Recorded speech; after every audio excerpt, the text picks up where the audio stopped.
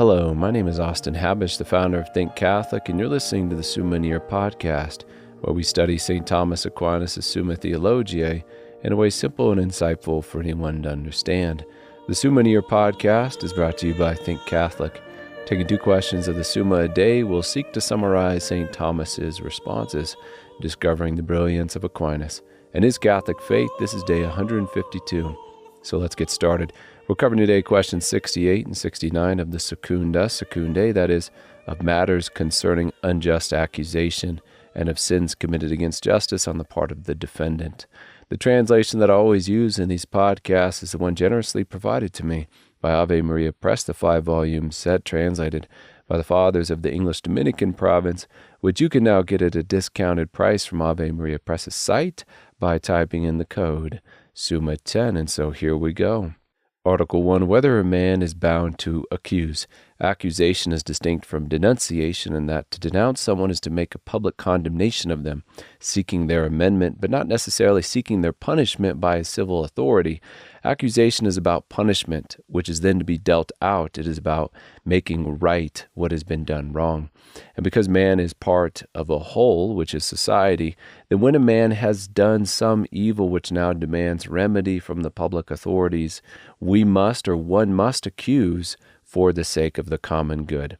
In St. Thomas's words, in the case of a crime that conduces to the injury of the commonwealth, a man is bound to accusation provided he can offer sufficient proof, since it is the accuser's duty to prove, as for example when anyone's sin conduces to the bodily or spiritual corruption of the community.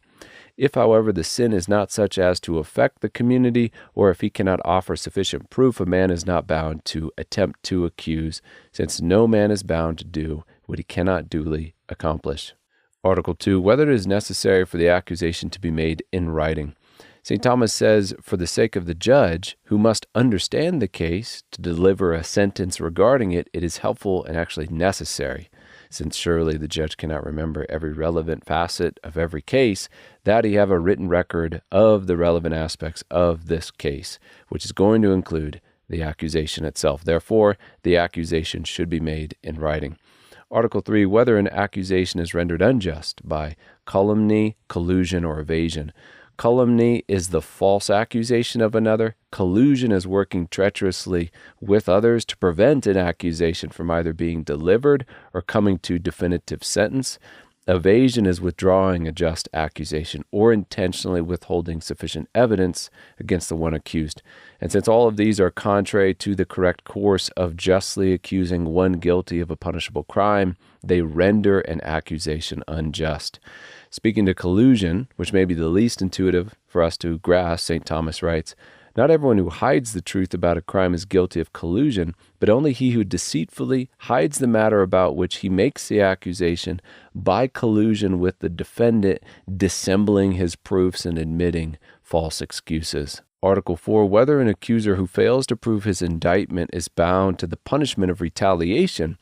If you accuse another for robbing a bank and you are wrong on that accusation, should you then be punished? And it depends on if you knew the person you were accusing was not guilty, certainly and from the beginning. If so, then you are at fault. However, if you didn't know, then you are not at fault. St. Thomas says, voluntary injury deserves punishment. Involuntary deserves forgiveness. Hence, when the judge becomes aware that a man has made a false accusation, not with a mind to do harm, but involuntarily through ignorance or a just error, he does not impose the punishment of retaliation. And now on to question 69 of sins committed against justice on the part of the defendant. Article 1, whether one can, without a mortal sin, deny the truth which would lead to one's condemnation. Can one lie to save someone else from being condemned? And because this is contrary to justice, it is a deadly sin. Then, giving a word to the appropriate nuances, St. Thomas says, the accused is in duty bound to tell the judge the truth, which the latter exacts from him according to the form of law. Hence, if he refuse to tell the truth, which he is under obligation to tell, or if he mendaciously deny it, he sins mortally. If, on the other hand, the judge asks of him that which he cannot ask in accordance with the order of justice, the accused is not bound to satisfy him, and he may lawfully escape by appealing or otherwise, but it is not lawful for him to lie. Article 2, whether it is lawful for the accused to defend himself with calumnies.